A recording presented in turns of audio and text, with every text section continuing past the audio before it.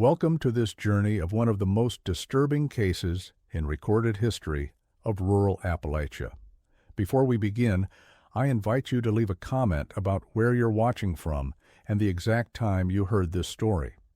We're interested in knowing where and at what times of day or night these documented accounts arrive. The autumn of 1867 brought an unusually harsh chill to the remote hollows of Boone County, West Virginia. The Civil War had ended 2 years prior, but its shadows still lingered over the Appalachian mountains like morning fog that refused to lift. Travelers moving through the isolated mountain passes often spoke of an unsettling silence that seemed to permeate the ancient forests, broken only by the distant sound of axes splitting wood and the occasional cry of a red-tailed hawk circling the pine-covered ridges. Along what was then known as the Kanawha Trail, a rough dirt path that snaked through treacherous mountain terrain, connecting the scattered settlements between Charleston and the coal camps further east, stood a modest two-story structure that served as both inn and tavern for weary travelers. The building, constructed of rough-hewn chestnut logs and fieldstone quarried from nearby outcroppings, had been erected sometime in the early 1850s by two brothers who had arrived in the region with little more than their given names and a determination to carve out a living from the unforgiving mountain terrain. Ezekiel and Mordecai Grimm had established what locals came to call the Way Station Inn, though no official wooden sign ever bore that name. Instead, a simple piece of slate hung beside the front door with the words "Meals and Lodging" carved in rough lettering that appeared to have been done by an unpracticed hand. The brothers were known throughout the sparsely populated region as reliable, if somewhat eccentric, proprietors who offered hot meals and dry beds to anyone with coin enough to pay and stories interesting enough to share around their common room fireplace during the long winter evenings. Their establishment sat at a crucial junction where the main trail split into three separate paths. One fork led northeast toward the mining camps, where men disappeared into the earth seeking coal and sometimes never emerged. Another descended southwest into the valleys, where small farming communities struggled to rebuild after the war's devastation had left fields barren and families broken. The third path, little more than a deer track worn wider by occasional human passage, wound northwest toward the Kentucky border and destinations unknown to most local residents. The Grimm brothers themselves were an odd pair, even by the standards of mountain folk who were accustomed to a certain degree of peculiarity among their neighbors.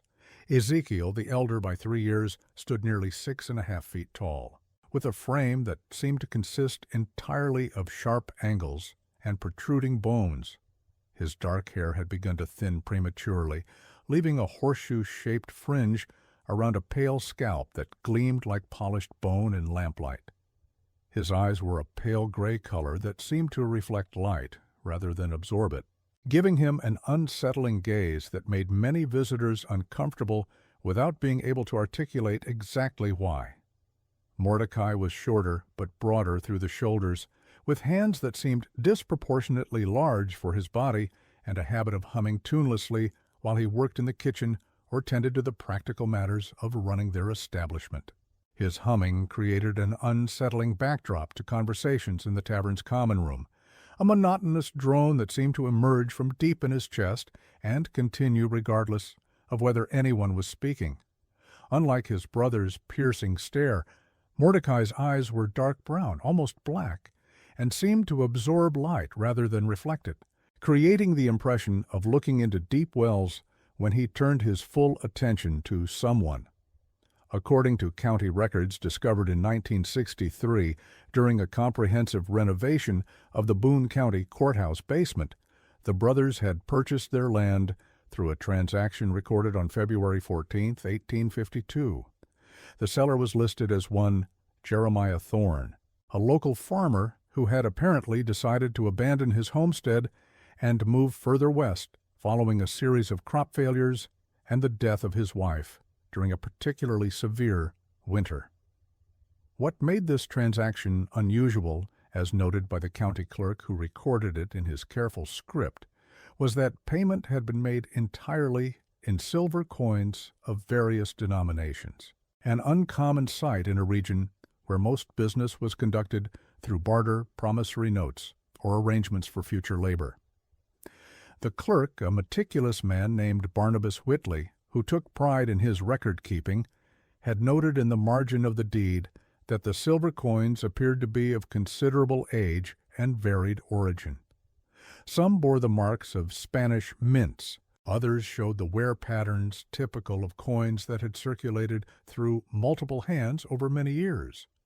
The total amount represented more ready cash than most residents of the county had seen in a single transaction, leading to speculation about where two previously unknown brothers might have acquired such wealth.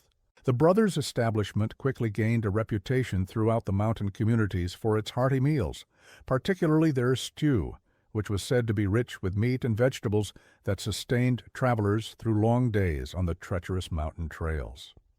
Regular patrons spoke favorably of the thick, dark broth and tender portions that filled even the largest appetites.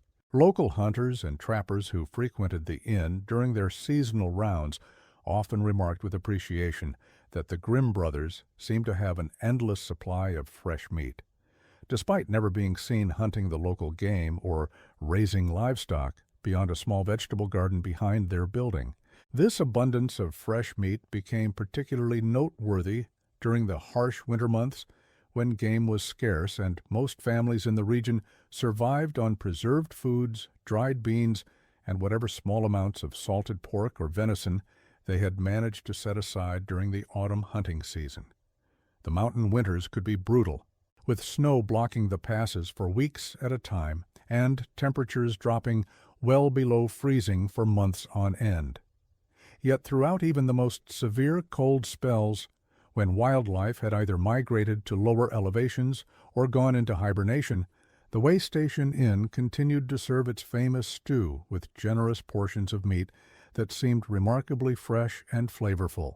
When asked about their apparent good fortune in maintaining such provisions, the brothers would explain that they had arrangements with hunters from distant parts of the mountains who brought them preserved meat in exchange for lodging and hot meals when their travels brought them through the area.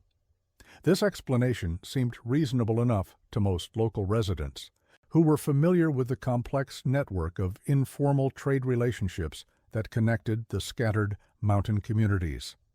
The region's economy operated largely on such reciprocal arrangements, with families trading surplus goods and services to meet needs that couldn't be satisfied through individual effort.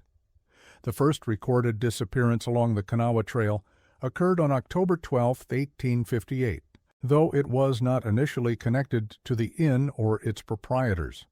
Samuel Beckworth, a traveling merchant from Marietta, Ohio, who dealt in manufactured goods and patent medicines, had been making his regular autumn circuit through the mountain settlements when he simply vanished without explanation. Beckworth was known to local residents as a reliable trader who had been visiting the region twice yearly for nearly a decade, bringing items that couldn't be obtained locally in exchange for mountain-grown herbs, handcrafted goods, and occasionally small amounts of gold or silver. His horse and wagon were found 3 days after his disappearance, abandoned beside Laurel Creek, approximately 2 miles east of the Way Station Inn. The discovery was made by a local farmer named Cornelius Fletcher, who had been checking his fish traps when he noticed the unusual sight of a wagon sitting motionless near the water's edge. The horse, a reliable bay mare that Beckworth had owned for several years, was still attached to the wagon, but had become entangled in the traces and appeared to have been standing in the same position for some time. Beckworth's merchandise was scattered across the creek bank, as if someone had searched through it hastily, looking for items of particular value. Patent medicines, bolts of cloth, and various small tools lay strewn among the rocks and fallen leaves, some damaged by exposure to the elements. Strangely, several items of considerable value remained untouched, including a small leather bag containing silver coins and a watch chain made of gold that Beckworth had worn openly during his visits to local homes. Local residents organized search parties that combed the surrounding forest for any sign of the missing merchant. The searches were thorough and systematic, covering an area of several square miles around the spot where the wagon had been found. Mountain folk were experienced trackers, capable of following even faint signs through dense forest and rocky terrain. But despite their efforts, only minimal traces of Beckworth could be located. The most significant evidence found was a section of his dark wool coat snagged on a blackberry bush approximately a quarter-mile upstream from where the wagon had been discovered. The fabric appeared to have been torn violently from the garment, and small spots of what appeared to be dried blood were visible on the material. However, the trail ended there, with no further signs of passage in any direction, despite careful examination of the surrounding area. The prevailing theory at the time was that Beckworth had been attacked by one of the black bears that were still common in the region during the 1850s. Bears occasionally became aggressive when surprised or when protecting cubs, and there had been previous incidents of travelers being mauled or killed by these powerful animals.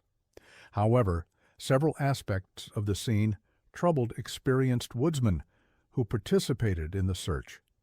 Bears typically dragged their victims to secluded areas where they could feed undisturbed, usually leaving clear signs of passage through undergrowth and obvious disturbance at the feeding site. Despite extensive searches of likely locations, no such evidence was found.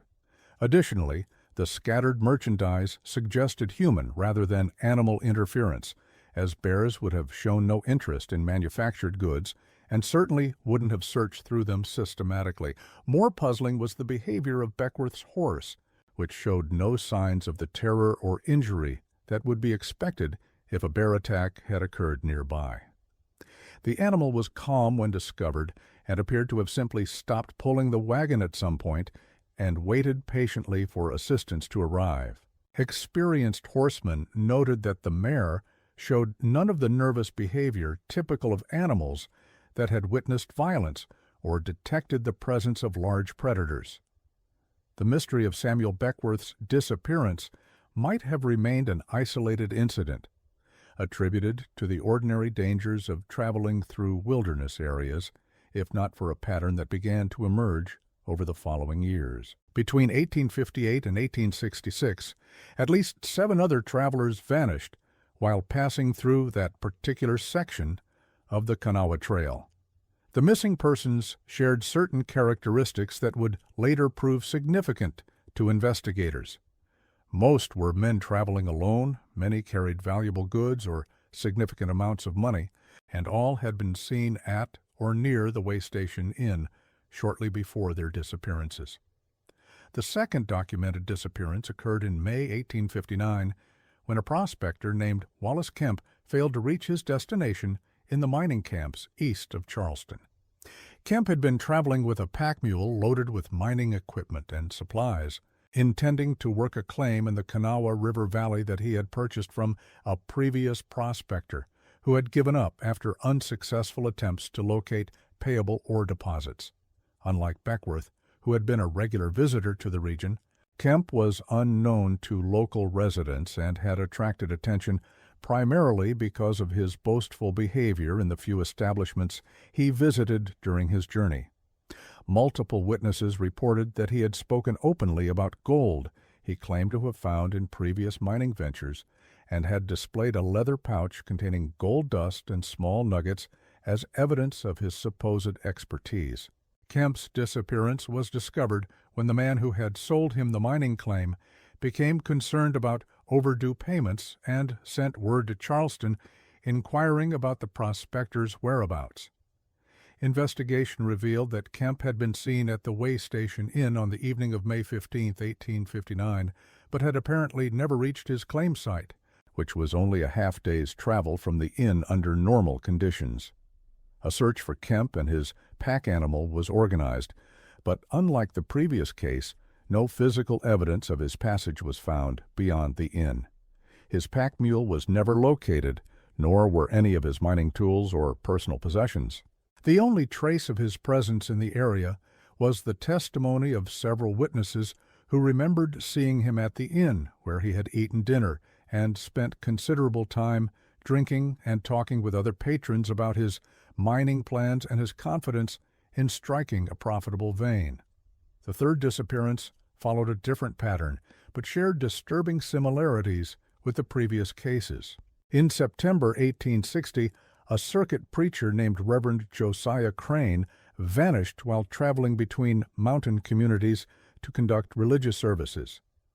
Crane had been expected at a settlement called Piney Creek, where families had gathered for a scheduled baptism ceremony. But he never arrived, despite having sent word that he would reach them by mid-afternoon on September 23rd.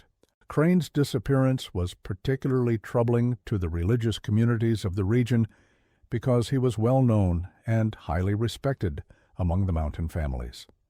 He had been conducting circuit ministry in the area for over 5 years, traveling established routes between settlements, and maintaining a regular schedule that families relied upon for important religious observances. His failure to appear for a scheduled baptism was completely out of character and immediately raised concerns about his safety. Investigation into Crane's disappearance revealed that he had been seen at the Way Station Inn on the evening of September 22nd, where he had taken dinner and spent time in conversation with the Grimm brothers about conditions on the mountain trails and the spiritual needs of the scattered communities he served. According to witnesses who were present that evening, Crane had seemed in good health and spirits, discussing his plans for the following day's service with the enthusiasm typical of his ministry. What made Crane's case particularly puzzling was that his horse was found 3 days later grazing peacefully in a meadow approximately 5 miles north of the inn. The animal appeared unharmed and still wore its saddle and bridle, but Crane's saddlebags were missing, along with the Bible and other religious materials he carried for his services. The horse's calm demeanor suggested that it had not been involved in any violent incident, leading investigators to conclude that it had simply wandered away from wherever Crane had left it.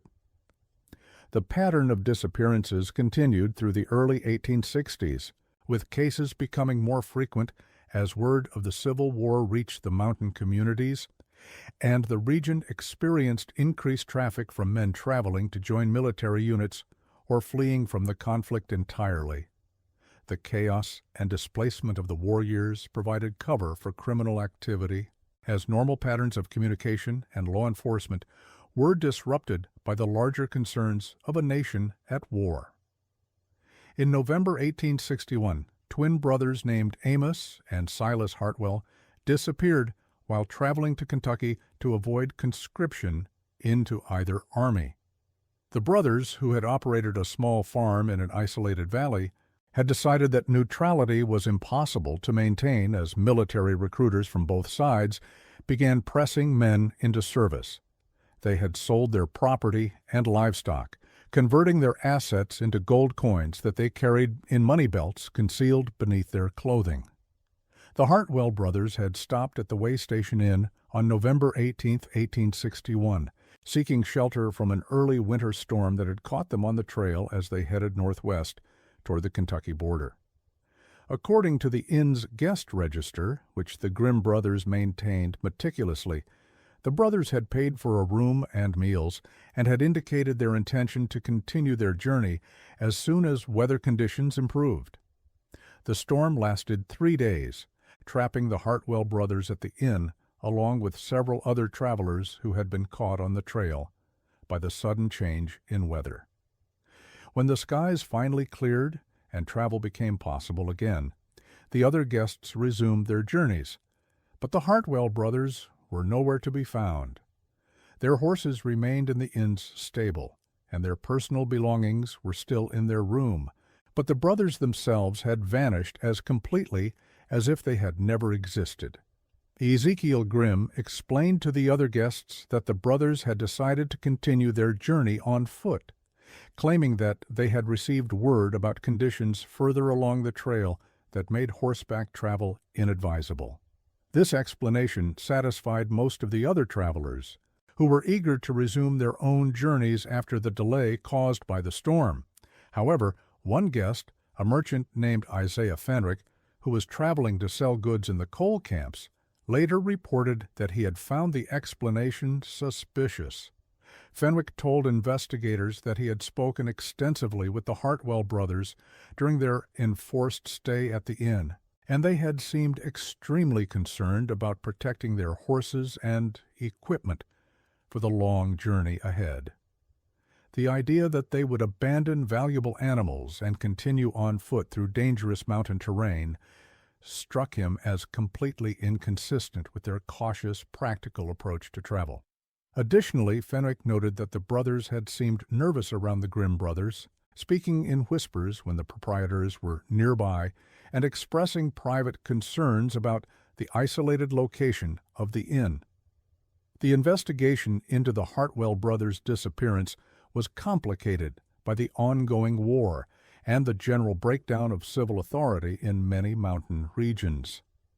Local law enforcement was minimal under the best of circumstances, and wartime conditions made thorough investigation of missing persons cases nearly impossible. Additionally, many residents of the area were sympathetic to men who chose to avoid military service and were reluctant to provide information to authorities who might be seeking deserters or draft evaders.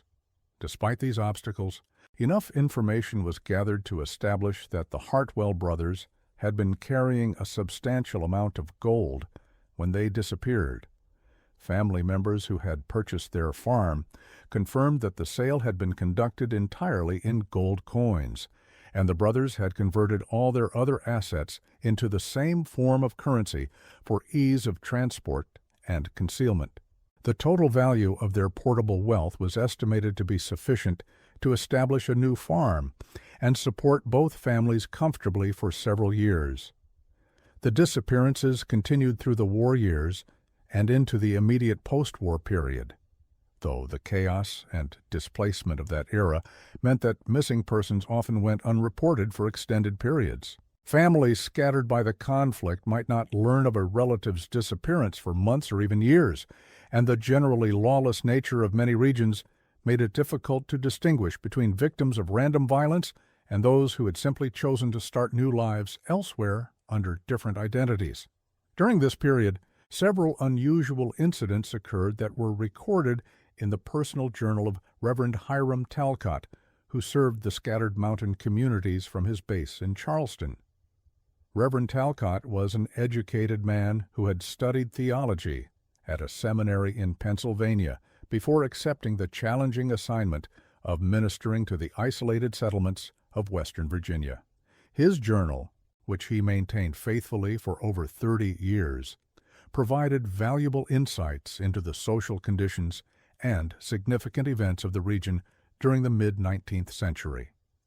These journal entries, discovered among his papers when they were donated to the West Virginia Historical Society in 1964, provide insight into the growing unease that some residents felt about the situation along the Kanawha Trail. Reverend Talcott was a careful observer of human nature and social dynamics, and his writings reveal an increasing concern about patterns of behavior and incidents that seem to indicate something beyond ordinary criminal activity was occurring in the area around the way station inn. In an entry dated November 15, 1861, Reverend Talcott wrote about a conversation he had with a local hunter named Jacob Penny Whistle, who claimed to have witnessed something disturbing near the inn during one of his tracking expeditions.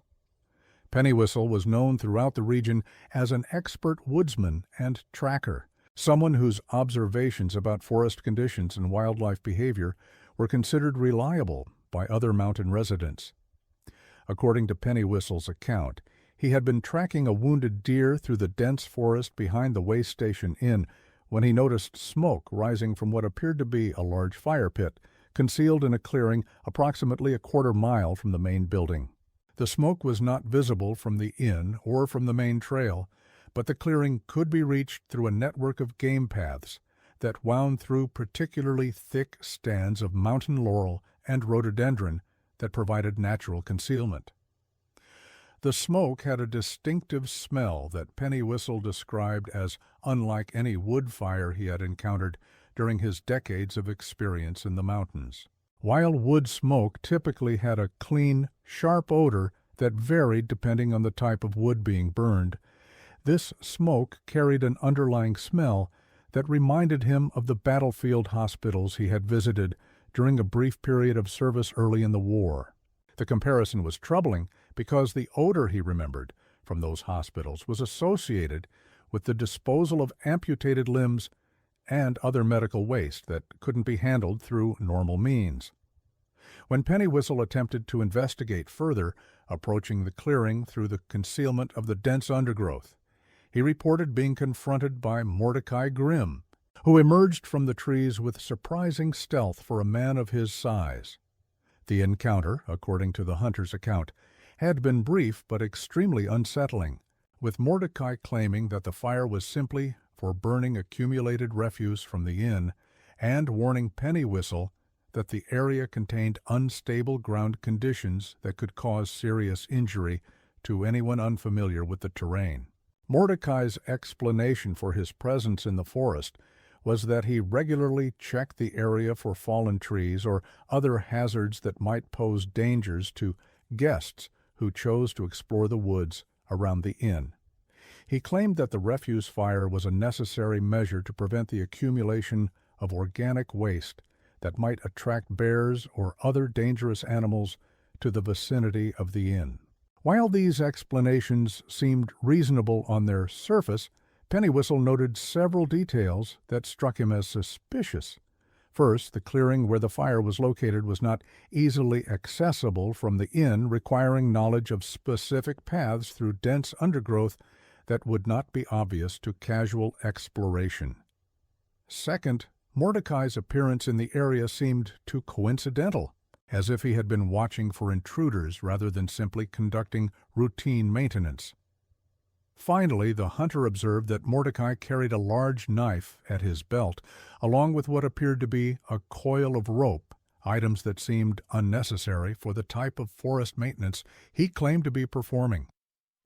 Another significant entry in Reverend Talcott's journal, dated March 3, 1864, describes a visit he made to the inn while traveling his circuit to conduct services in remote settlements.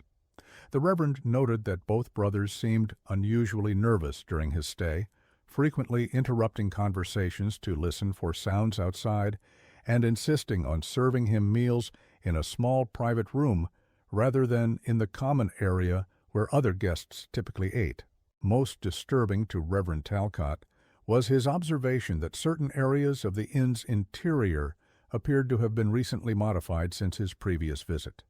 He specifically mentioned that a doorway he remembered from an earlier stay had been sealed with new planking that was clearly different in age and finish from the surrounding walls.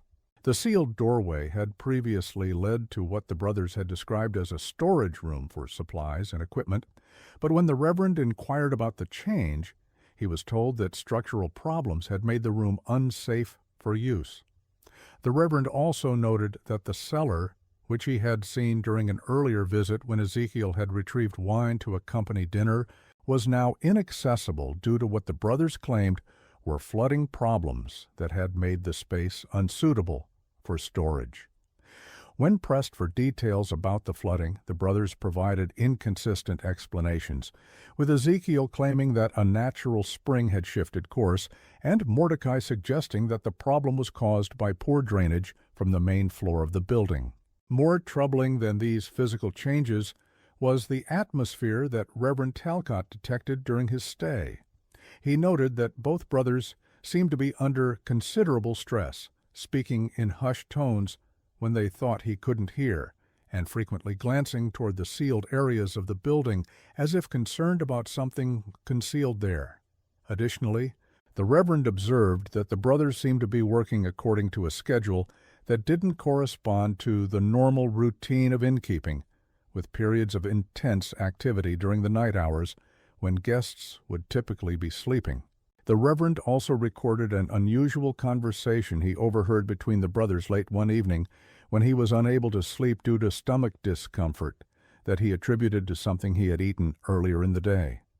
Speaking in hushed tones in what appeared to be the kitchen area directly below his room, the brothers seemed to be discussing the disposal of something they referred to only as the surplus. While their words were largely indistinct, due to the distance and the muffled quality of sound passing through the floor, Reverend Talcott recorded that he clearly heard Ezekiel say something about making sure the creek runs clean, and Mordecai responding with concerns about questions from the valley folk. The conversation continued for some time, with frequent references to timing and coordination that suggested they were planning some kind of complex operation that required careful execution. The Reverend also noted that during the night he heard sounds of movement throughout the building that seemed inconsistent with normal inn operations. There were periods of intense activity involving the movement of heavy objects, followed by long stretches of silence, and then renewed activity that seemed to focus on the lower level of the building. These sounds continued until nearly dawn. When normal inn operations resumed and the brothers appeared for breakfast, as if nothing unusual had occurred. The pattern of disappearances continued through the final years of the Civil War and into the post-war period, with investigators later determining that at least 12 men vanished while traveling through the area served by the Way Station Inn between 1858 and early 1867. The victims shared certain characteristics that would later prove significant. Most were traveling alone. Many carried valuable goods or significant amounts of money. All had been seen at the inn shortly before their disappearances, and none left any trace of their passage beyond the vicinity of the inn. It was during the particularly harsh winter of 1866-1867 that events occurred which would eventually lead to the exposure of what had been happening at the Way Station Inn for nearly a decade. A late-season blizzard in February 1867 blocked the mountain passes for nearly 3 weeks, creating the most severe travel conditions in living memory and trapping several groups of travelers at various points along the trail system. The storm system that struck the region in mid-February was unprecedented in both its intensity and duration. Snow began falling on February 16th and continued almost continuously for 5 days, accumulating to depths of over 4 feet in the valleys and creating drifts of 10 feet or more in exposed areas. Temperatures dropped to levels that made travel not just difficult, but potentially fatal, and winds of extraordinary force toppled trees and created whiteout conditions that made navigation impossible even for experienced mountain travelers. Among those stranded by the storm was a group of 4 men who had been traveling together toward the coal camps in the eastern part of the territory. 2 brothers named Alonzo and Virgil Carmichael, a war veteran named Marcus Sloan, and a young man called Jasper Whitmore, who was seeking work in the mining operations. This group had taken shelter at the Way Station Inn when the storm struck, expecting to resume their journey within a few days once conditions improved. The Carmichael brothers were experienced travelers who had spent considerable time moving between different regions in search of work opportunities created by post-war reconstruction efforts. Alonzo, the elder brother, had served briefly in the Union Army before being discharged due to a leg injury sustained during a skirmish in Virginia.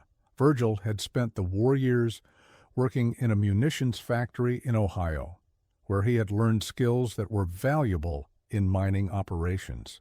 Both brothers carried significant amounts of saved wages from their previous employment, making them attractive targets for anyone interested in robbing travelers. Marcus Sloan was a Confederate veteran who had returned home to find his family farm destroyed and his relatives scattered or dead. Rather than attempting to rebuild in an area devastated by the war, he had decided to seek new opportunities in the Western Territories where his military experience and practical skills might provide him with a fresh start. Sloan carried with him his military discharge papers, a small amount of saved pay, and letters of recommendation from former commanding officers who could vouch for his character and reliability. Jasper Whitmore was the youngest member of the group, barely 18 years old, and was traveling to the coal camps because he had heard that mine operators were hiring workers and providing training to men willing to learn the dangerous but well-paid work of underground mining. Unlike his older companions, Whitmore carried little money, but he possessed physical strength and a willingness to work that made him valuable to employers seeking reliable laborers. This group had met by chance at a previous stop along their journey and had decided to travel together for mutual protection and companionship during the difficult mountain crossing. The decision to travel as a group had proven wise during normal conditions, as the men were able to share resources, take turns watching for dangers, and provide assistance to each other when the trail became particularly challenging. However, as the weather continued to deteriorate and supplies began to run low at the inn, tensions developed between the guests and their hosts. According to a detailed account later provided by Marcus Sloan, who would prove to be the sole survivor of the group, the Grimm brothers became increasingly agitated as the days passed, and their unexpected guests consumed provisions that had apparently been intended for other purposes. The brothers' behavior during the extended storm differed markedly from their usual demeanor as hospitable innkeepers. Instead of making efforts to keep their guests comfortable and entertained during the forced delay, they seemed increasingly resentful of the burden imposed by the travelers' presence. Meals became smaller and less frequent. The common room fire was allowed to burn low despite the extreme cold, and the brothers spent increasing amounts of time in private conversation, speaking in whispers and frequently glancing at their guests with expressions that Sloan later described as calculating rather than sympathetic. On the night of February 18, 1867, approximately 48 hours after the storm had finally ended, but while snow conditions still made travel extremely difficult, Sloan reported being awakened by sounds of struggle coming from the room occupied by the Carmichael brothers. The sounds were muffled, but clearly indicated that some kind of violent confrontation was taking place in the adjacent room. When Sloan investigated by pressing his ear to the wall that separated his room from that of the Carmichael brothers, he could hear what appeared to be a struggle involving multiple people. The sounds included muffled voices, the scraping of furniture being moved across the floor, and occasional impacts that suggested someone was being struck. Most disturbing were the sounds of labored breathing and what appeared to be attempts to call for help that were being forcibly suppressed. Sloan made the decision to look through the keyhole of his door to determine whether he could see into the hallway and assess what was happening in the adjacent room. Through the limited view provided by the keyhole, he observed Mordecai Grimm standing in the doorway of the Carmichael brothers' room with what appeared to be a heavy iron skillet in his hands. The implement showed dark stains that were visible even in the dim light of the hallway's single candle. Moving carefully to his room's window, which provided a view into the Carmichael brothers' room through its corresponding window, Sloan witnessed a scene of such sudden brutality that he was momentarily paralyzed by shock. In the candlelit interior, he could see Ezekiel restraining Alonzo Carmichael near the window, while Mordecai stood over the bed where Virgil Carmichael lay motionless. The younger Carmichael brother appeared to have been struck multiple times with the iron skillet, and his condition suggested that the attack had been both sudden and fatal. Rather than attempting to intervene directly, which would have required him to confront both brothers simultaneously in an enclosed space where they held significant advantages, Sloan made the decision to flee through his room's window into the storm. This choice, while potentially life-saving, required him to drop approximately 8 feet from the window to the snow-covered ground below and then navigate through deep snow and freezing temperatures with minimal clothing and no equipment for wilderness survival. Sloan's account of his escape describes a harrowing flight through conditions that nearly cost him his life.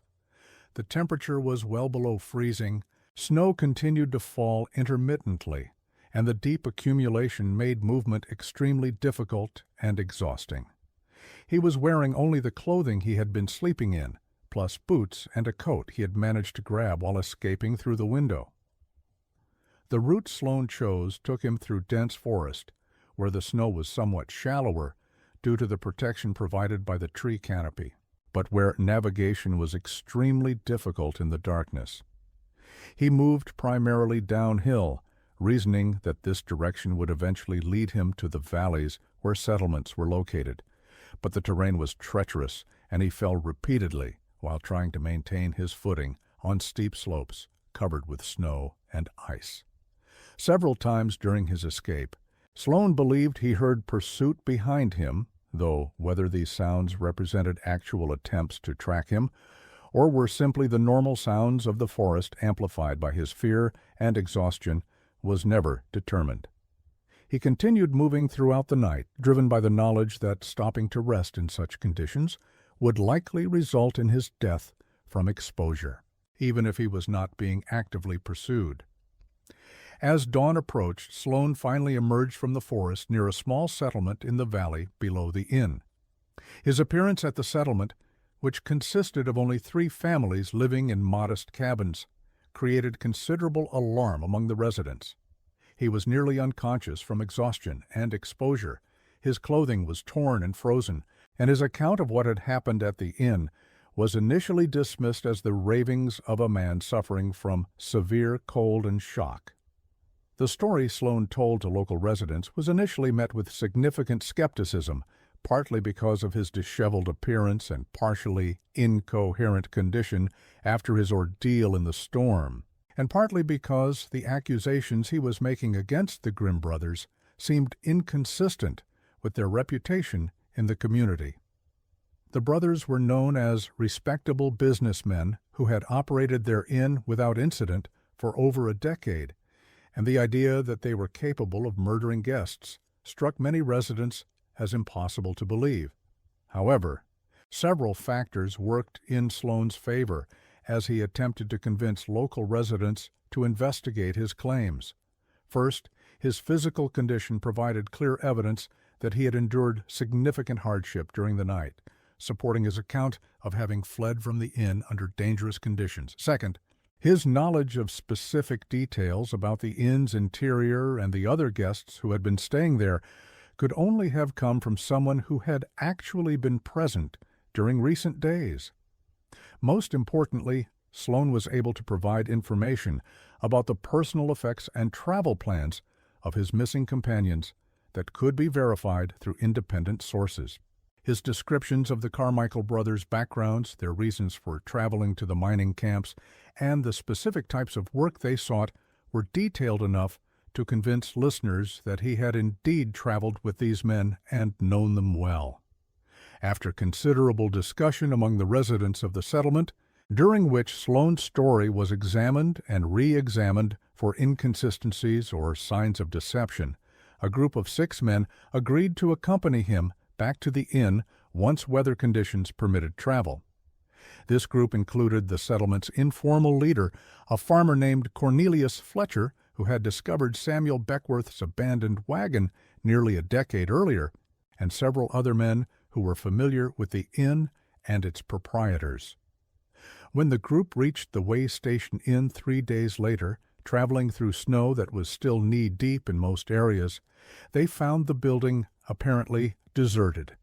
The front door stood partially open, and snow had blown into the common room, covering furniture and creating drifts against the far wall.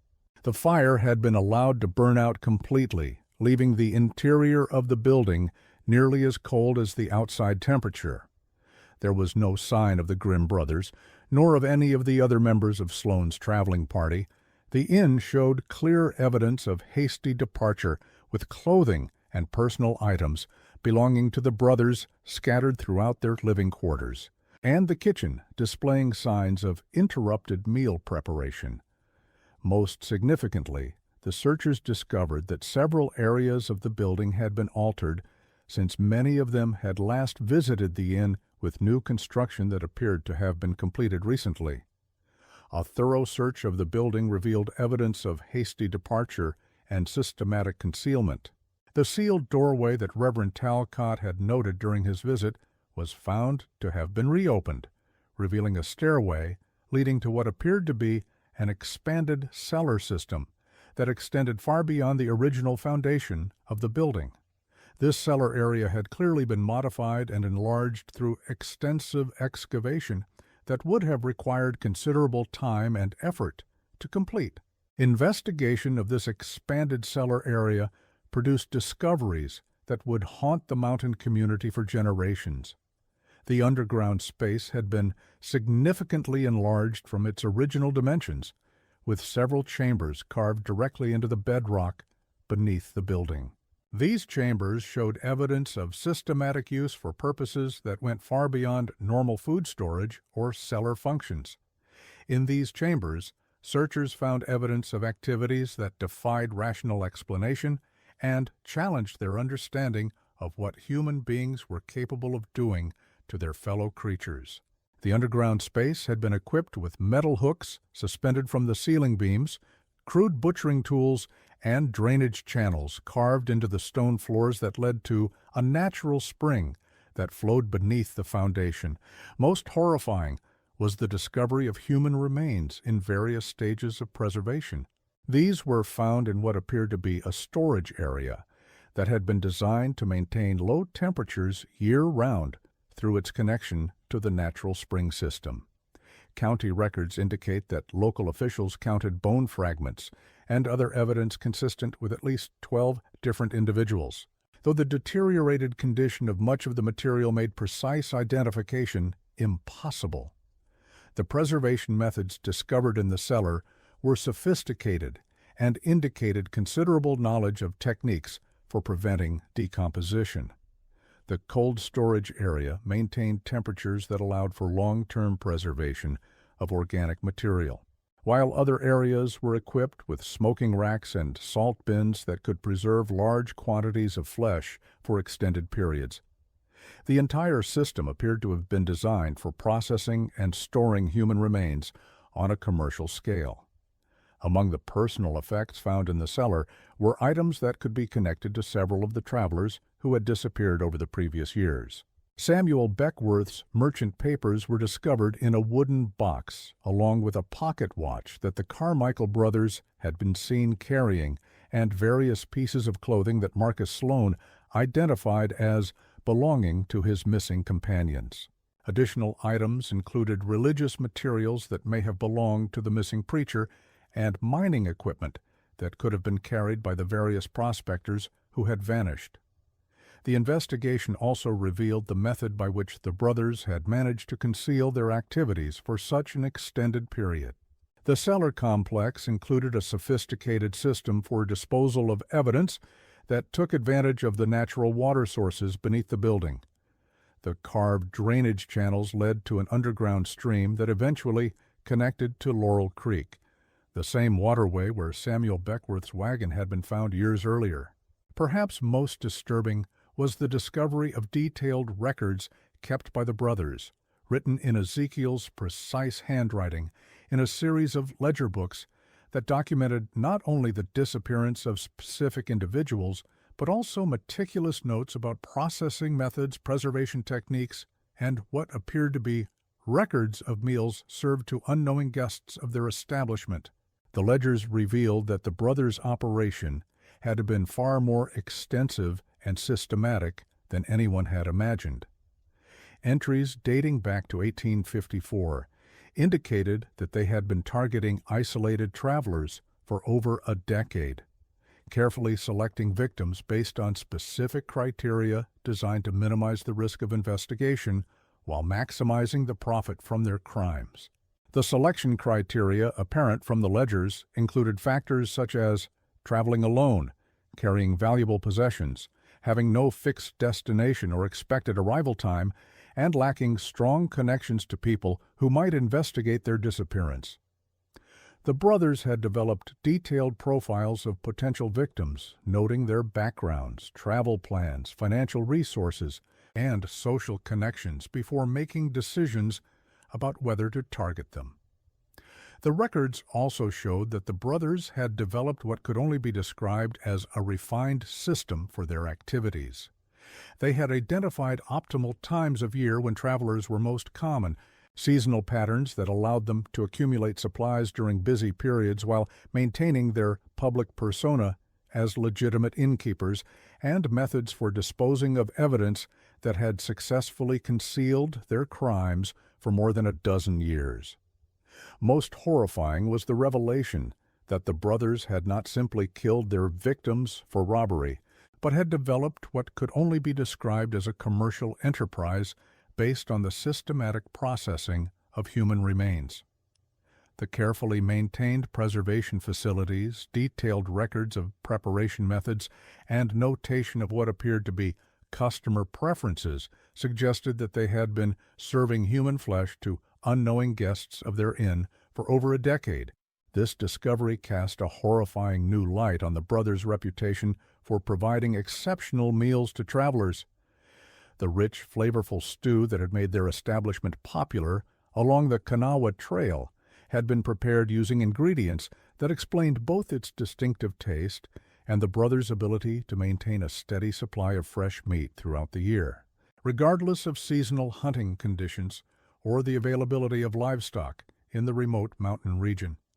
Local authorities, such as they were in that remote region, found themselves faced with a situation that exceeded both their experience and their resources. The county sheriff, a part-time position held by a farmer named Benedict Caruso, had never dealt with anything more serious than disputes over property lines, occasional thefts of livestock, and the rare case of assault that occurred when mountain men consumed too much whiskey and settled their differences with violence rather than words. The scale and nature of what had been discovered at the Way Station Inn required expertise and legal authority that simply did not exist in the mountain communities of 1867. The crimes appeared to involve multiple jurisdictions, as some of the victims had been traveling from distant states, and the systematic nature of the killings suggested a level of criminal organization that was unprecedented in the region's experience. Word of the discoveries eventually reached Charleston, where territorial officials concluded that the matter should be handled by federal authorities due to the interstate nature of some of the crimes and the involvement of travelers who had crossed territorial boundaries while conducting legitimate business. However, by the time federal marshals arrived in the area in late March 1867, both Ezekiel and Mordecai Grimm had vanished as completely as their victims. An extensive search of the surrounding mountains yielded no trace of the brothers. Professional trackers brought in from Charleston lost all sign of their passage within a few miles of the inn, suggesting that the brothers had used the creek systems and rocky terrain to mask their movement and prevent pursuit. The mountainous terrain offered countless hiding places and multiple escape routes that would be known to anyone who had lived in the region for an extended period. Some local residents reported possible sightings of the pair heading west toward Kentucky, while others claimed to have seen them moving north toward Pennsylvania. But none of these reports could be verified through independent investigation. The brothers' intimate knowledge of the mountain trails and their head start of several days made successful pursuit extremely unlikely, even with the resources of federal law enforcement agencies. The federal investigation continued through the summer of 1867, with marshals interviewing dozens of residents and conducting a systematic examination of the physical evidence found at the inn.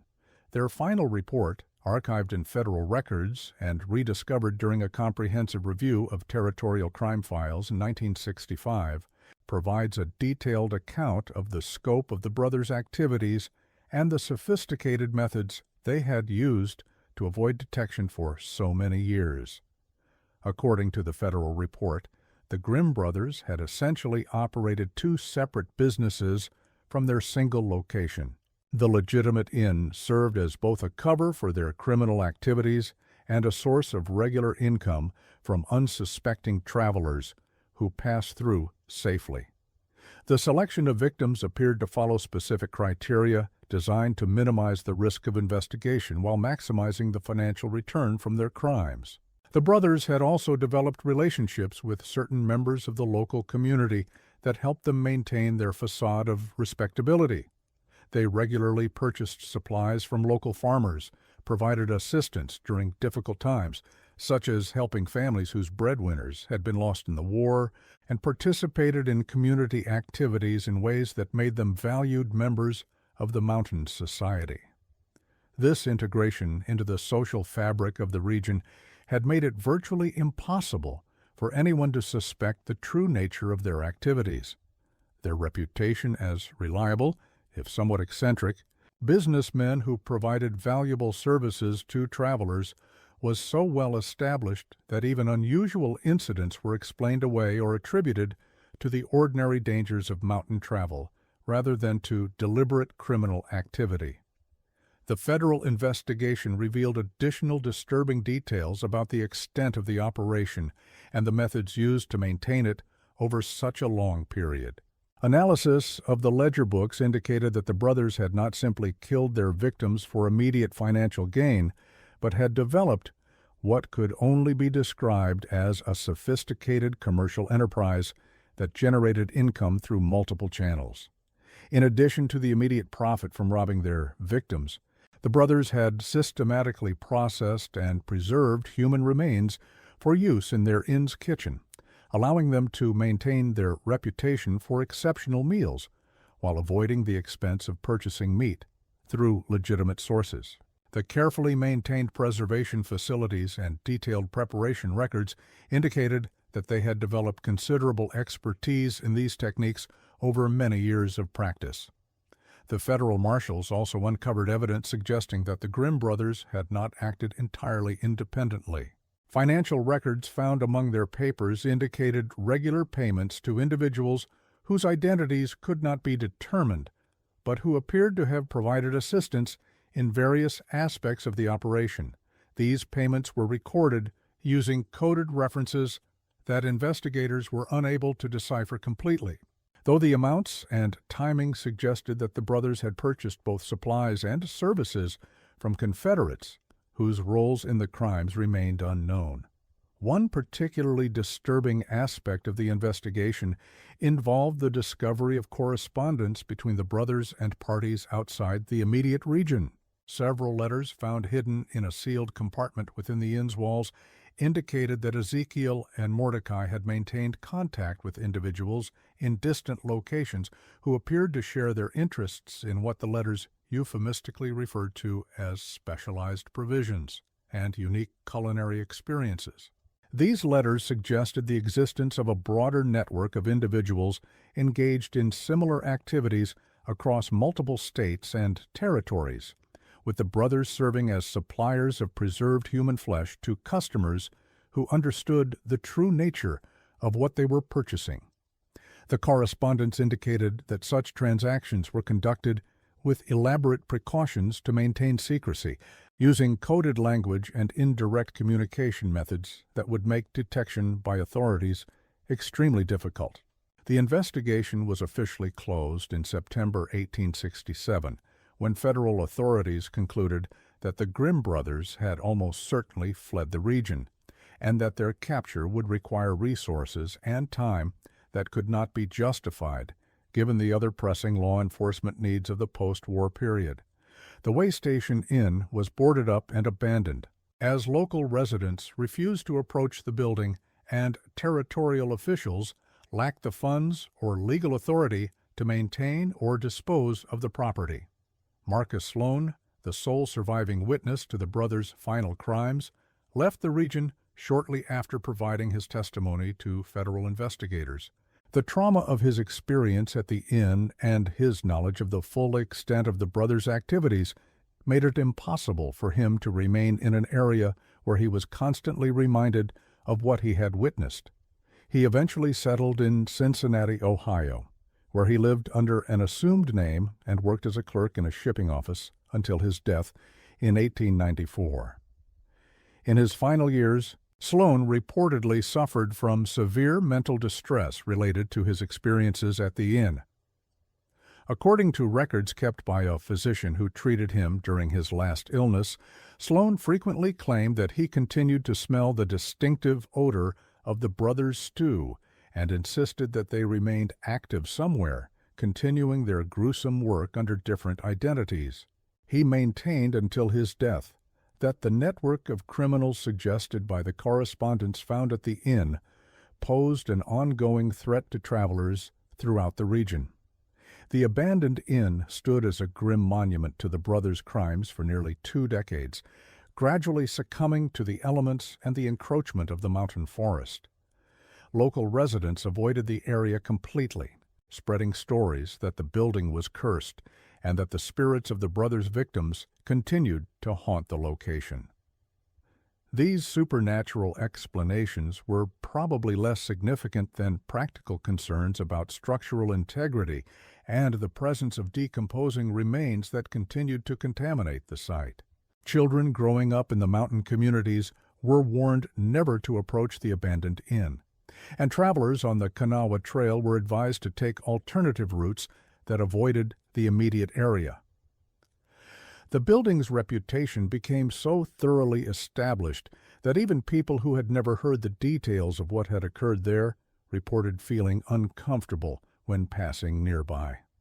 In 1886, a forest fire swept through the region during an unusually dry summer, consuming the remaining structure and finally erasing most of the physical evidence of what had occurred at the way station inn.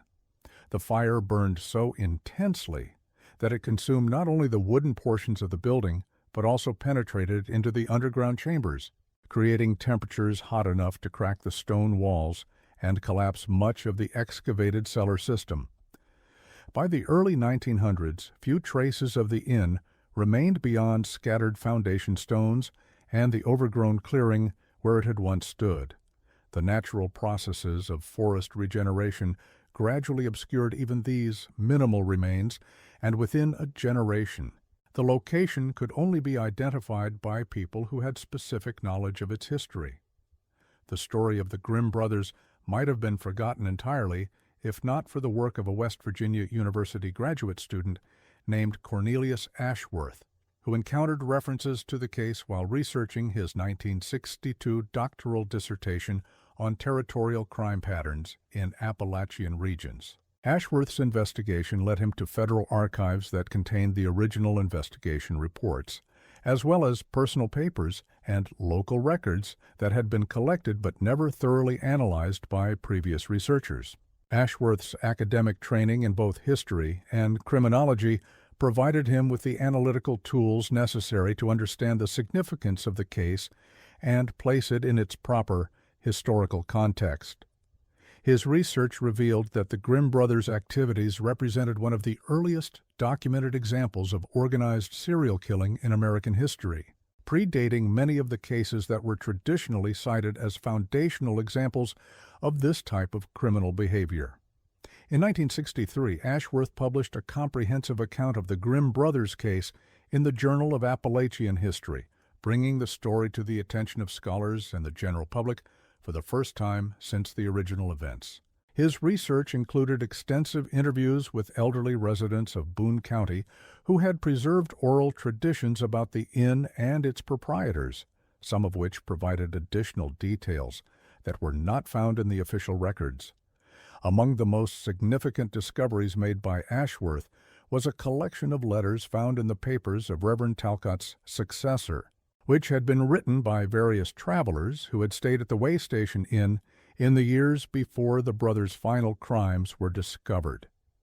These letters, sent to family members or business associates in distant locations, provided first-hand accounts of interactions with Ezekiel and Mordecai Grimm that revealed subtle signs of their true nature that had been overlooked or misinterpreted at the time. One particularly revealing letter, written by a traveling preacher named Silas Montgomery in August 1865, described his profound discomfort with certain aspects of his stay at the inn that he had been unable to articulate clearly at the time. Montgomery noted that both brothers seemed unusually interested in his travel plans, asking detailed questions about whether anyone expected his arrival at specific destinations and whether he maintained regular correspondence with church officials who might inquire about his whereabouts if he failed to appear. Montgomery's letter also described being served an evening meal that, while admittedly delicious and satisfying, had an unusual flavor that he could not identify and that left him feeling somewhat ill afterward. He noted that the meat had a texture and taste unlike any beef, pork, or game that he had previously encountered, and that the brothers seemed to watch his reaction to the meal with an intensity that made him uncomfortable. Most disturbing was Montgomery's observation that the brothers seemed to maintain extraordinarily detailed records of their guests, noting not only names and payments, but also comprehensive information about their backgrounds, destinations, traveling companions, and whether they were expected at specific locations. At the time, Montgomery had attributed this record-keeping to unusual thoroughness in business practices. But in light of later discoveries, it became clear that the brothers were systematically cataloging potential victims and planning their crimes well in advance. Another letter, written by a merchant named Theodore Ashworth, in September 1866, provided additional insight into the brothers' methods of selecting and evaluating potential victims. Ashworth described meeting another guest at the inn, a prospector named Wallace Kemp, who was traveling to mining claims in eastern Kentucky with the intention of establishing a permanent operation there. According to Ashworth's account, Kemp had been drinking heavily in the common room and had foolishly discussed the substantial amount of gold he carried, his lack of family members or business partners who might inquire about his whereabouts, and his intention to establish himself in a remote location where he would have minimal contact with civilization for extended periods. Ashworth noted that the Grimm brothers had paid particular attention to Kemp's revelations, asking detailed questions about his mining claims, travel route, and expected timeline for establishing his operation. The next morning, Ashworth discovered that Kemp had apparently departed very early, leaving behind a leather pouch that was later found to contain a significant amount of gold dust and small nuggets. When Ashworth mentioned this discovery to Ezekiel Grimm, he was told that Kemp had specifically requested that the pouch be given to any federal marshal who might inquire about him, claiming that it contained evidence related to a legal dispute over mining rights. Ashworth's letter noted that this explanation seemed peculiar, as Kemp had made no mention of legal troubles during his extended conversation the previous evening. Additionally, the amount of gold in the pouch represented a substantial sum that most prospectors would not have left behind voluntarily, especially someone who had emphasized his careful management of financial resources and his need to preserve capital for establishing his mining operation. Ashworth's research also uncovered evidence that the Grimm brothers had maintained their operation for a significantly longer period than had been previously established. Records from the early 1850s suggested that suspicious disappearances had occurred along the Kanawha Trail even before the brothers officially purchased their property in 1852, indicating that they might have been active in the region for as long as 15 years before their crimes were finally discovered. This extended timeline raised disturbing questions about how many victims the brothers might actually have claimed during their years of operation. The physical evidence found at the inn suggested at least 12 individuals, but if they had been systematically targeting isolated travelers for 15 years, selecting perhaps 1 or 2 victims per year during peak travel seasons, the actual number of people who lost their lives at the Way Station Inn could have been significantly higher. The broader implications of the case also attracted attention from federal authorities who remained interested in the possibility that similar operations might have existed in other remote regions during the same period. The network of contacts suggested by the brothers' correspondence indicated that their activities might have been part of a larger pattern of organized crime that had simply gone undetected due to the isolated nature of the locations involved and the transient character of the victims. Investigation into these possibilities continued sporadically through the 1960s, with federal agents examining unsolved disappearances and suspicious incidents in other states during the mid-19th century. While no definitive connections to other cases were established, several incidents in neighboring states during the same period showed similarities to the Grimm brothers' methods, suggesting that their techniques might have been shared among a network of criminals operating along the major travel routes of the region. The psychological aspects of the case also generated considerable interest among researchers studying criminal behavior and the development of criminal personality types. The apparent ability of the Grimm brothers to maintain normal social relationships while systematically committing horrific crimes represented a form of calculated deception and emotional compartmentalization that was poorly understood at the time.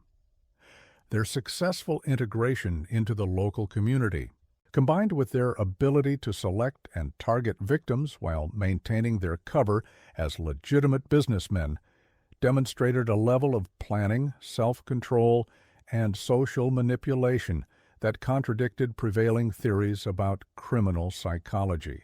The brothers had managed to present themselves as valuable members of their community while simultaneously operating one of the most systematic and prolonged series of murders in American criminal history. Modern analysis of the brothers' records and methods suggests that they operated according to a carefully developed system that minimized their risk of detection while maximizing their profits from criminal activity. The selection of victims based on specific vulnerability criteria, the maintenance of detailed records for planning purposes, and the development of sophisticated preservation and disposal methods all indicated a degree of organization and forethought that was unusual among criminals of any era. The case also highlighted the extreme vulnerability of travelers in remote regions during the post-Civil War period when law enforcement resources were limited, communication between communities was unreliable, and the social disruption caused by the war had created large populations of displaced persons whose movements and whereabouts were difficult to track. The Grimm brothers had recognized and exploited these conditions to create an environment where their victims could disappear without triggering immediate investigations, buying them the time necessary to conceal evidence and maintain their cover identities.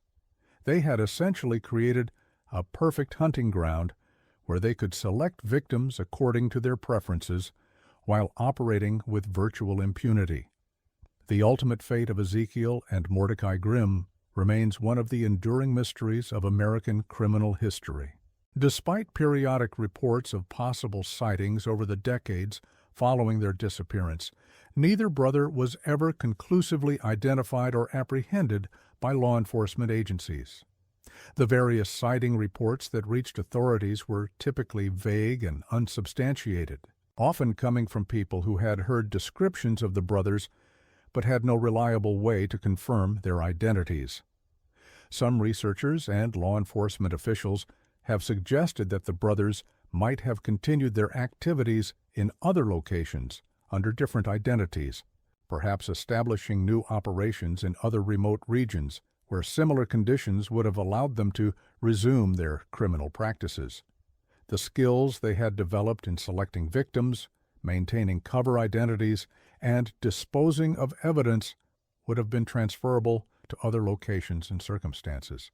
Other theories suggest that the brothers might have been killed during their flight from West Virginia, either by natural dangers encountered while traveling through wilderness areas during winter conditions, or by accomplices who decided to eliminate potential witnesses who could connect them to the criminal network suggested by the correspondence found at the inn. In 1967, exactly 1 century after their disappearance, the last official investigation into the Grimm brothers case was formally closed, when federal authorities concluded that both men had almost certainly died decades earlier and that any surviving evidence of their activities or whereabouts had been lost to time and circumstances. However, Academic and popular interest in the case continued among historians, criminologists, and writers who regarded it as an important example of organized criminal activity during the American territorial period. The location where the way station inn once stood remained largely undisturbed throughout the 20th century, as local residents continued to avoid the area, and the remote location made it unsuitable for commercial or residential development. The isolation that had originally made the site attractive to the Grimm brothers for their criminal activities continued to protect it from intrusions or development by subsequent generations. In the late 1960s, the site was incorporated into a state forest preserve as part of a broader conservation effort to protect significant tracts of undeveloped mountain terrain. The area remains today as an unnamed clearing in the woods, accessible only to hikers willing to follow unmarked trails through difficult terrain, and marked only by scattered foundation stones and the remains of what might once have been a well or spring house. Occasionally, researchers, historians, and curious individuals visit the site, though few choose to remain for extended periods due to what many describe as an persistently unsettling atmosphere that seems to pervade the area regardless of weather conditions or time of day. Some visitors have reported unusual sounds emanating from the ground beneath the former inn's foundation, though these claims have never been investigated scientifically and are generally attributed to natural phenomena such as underground water flow, settling earth, or the movement of small animals through root systems and natural cavities. The story of the Grimm brothers serves as a sobering reminder of the dangers that faced travelers in remote regions during the 19th century, and of the capacity for evil that can hide behind facades of respectability and community integration. Their ability to maintain their criminal activities undetected for such an extended period demonstrates how isolation, poor communication, and limited law enforcement resources could create environments where systematic criminal activity could flourish without effective intervention. Perhaps most disturbing is the realization that the brothers' victims were not random casualties of violent crime or crimes of opportunity, but carefully selected targets whose disappearances were planned and executed as part of a commercial enterprise that treated human life as a commodity to be processed and sold for profit. The discovery of their detailed records and sophisticated preservation methods revealed a level of calculated cruelty and systematic dehumanization that continues to shock researchers more than a century after the crimes were committed. The case also serves as a historical example of how serious crimes can remain hidden for decades before being uncovered by chance discoveries or changing circumstances beyond the control of the perpetrators. Had Marcus Sloan not survived his desperate escape from the inn during the blizzard of February 1867, it is entirely possible that the Grimm brothers' activities might have continued indefinitely, with their victims' disappearances continuing to be attributed to the ordinary dangers of mountain travel. Even today, more than 150 years after the events at the Way Station Inn, fundamental questions remain about the full extent of the brothers' activities, the identity and fate of their accomplices, and whether justice was ever truly served. Their successful escape and evasion of capture meant that they never faced legal consequences for their crimes, leaving their victims' families without closure and their community without the satisfaction of seeing justice accomplished through proper legal channels. The legacy of the Grimm brothers' case extends beyond its historical significance to serve as an enduring reminder that evil can take many forms, and that those who appear most trustworthy and well integrated into their communities may sometimes harbor the darkest secrets and most destructive intentions. In a region where hospitality, mutual assistance, and community support were essential for survival in a challenging environment, the brothers' systematic betrayal of these values represented a fundamental corruption of the social bonds that held mountain society together. As the sun sets over the mountains of Boone County today, the wind through the ancient trees carries no memory of the voices that once called desperately for help from within the walls of the Way Station Inn.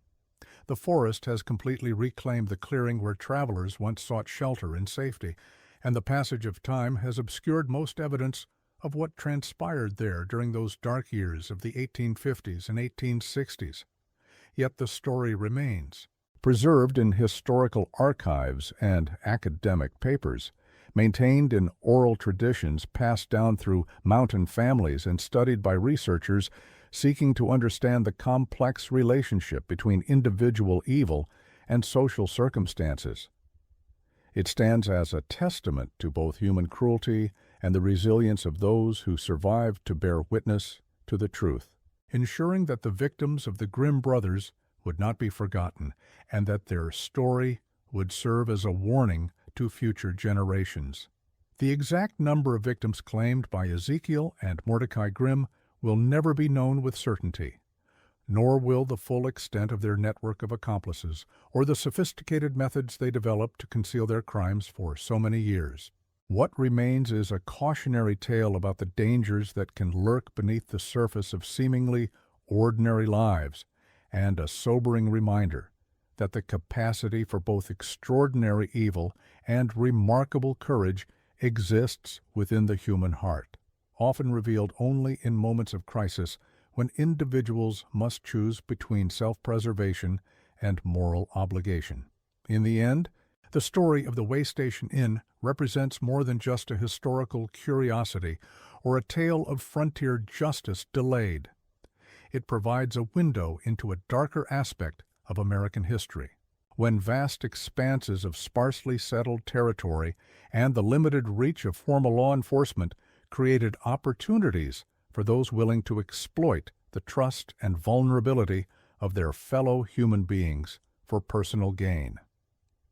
The Grimm brothers succeeded in their crimes not through supernatural abilities or extraordinary intelligence, but through their recognition and exploitation of the systematic weaknesses inherent in a society struggling to establish order and security in a challenging and often hostile environment. They understood that isolated travelers were vulnerable, that communication between communities was limited, and that law enforcement resources were inadequate to investigate disappearances thoroughly or coordinate efforts across large geographic areas. Perhaps most importantly, the case serves as a reminder that the price of safety and security in any society is eternal vigilance, and that the bonds of trust that hold communities together must be carefully maintained and protected against those who would exploit them for their own destructive purposes. The travelers who disappeared along the Kanawha Trail in the 1860s believed they had found sanctuary and hospitality at the Way Station Inn, only to discover too late that they had placed their trust in individuals who saw them not as fellow human beings deserving of care and protection, but as opportunities to be exploited and destroyed for personal profit. The mountains of Appalachia have witnessed many tragedies over the centuries, from industrial disasters to personal violence, from natural catastrophes to social upheavals. But few incidents have matched the calculated cruelty and sustained deception represented by the crimes of the Grimm brothers. Their story remains a dark chapter in the history of the region, a reminder that even in places of natural beauty and traditionally strong community bonds, human evil can find ways to flourish and destroy innocent lives. Today, the name of the Way Station Inn exists only in historical records, academic studies, and the fading memories of elderly residents who heard the stories from their grandparents. But the lessons of what happened there continue to resonate for anyone who seeks to understand the complexities of human nature and the eternal struggle between those who would build up and those who would tear down the fabric of civilized society. In remembering the victims of the Grimm brothers and honoring the courage of Marcus Sloan and others who risked their lives to expose these crimes, we affirm our commitment to the values of justice, compassion, and human dignity that the brothers sought to destroy through their actions. We also acknowledge our responsibility to remain vigilant against similar threats in our own time, recognizing that the fundamental conditions that allowed such crimes to occur, isolation, poor communication, and inadequate law enforcement, continue to exist in various forms today. And so this dark story ends where it began, in the silence of the ancient mountain forest, where the wind carries secrets that only the trees remember, and where the echoes of long-ago crimes fade slowly into the mists of history, leaving behind only questions, lessons, and the eternal reminder that some doors, once open to evil, can never be fully closed again. The clearing where the way station inn once stood remains a place apart from the normal world, a location where the boundary between past and present seems unusually thin, and where visitors often report a sense of unease that has no obvious cause but feels entirely justified. Whether this atmosphere results from knowledge of the historical events that occurred there, from some lingering influence of those terrible crimes, or simply from the natural isolation and haunting beauty of the mountain wilderness, it serves as a fitting memorial to those who lost their lives in that place, and a reminder that some stories, no matter how much time passes, refuse to be forgotten entirely.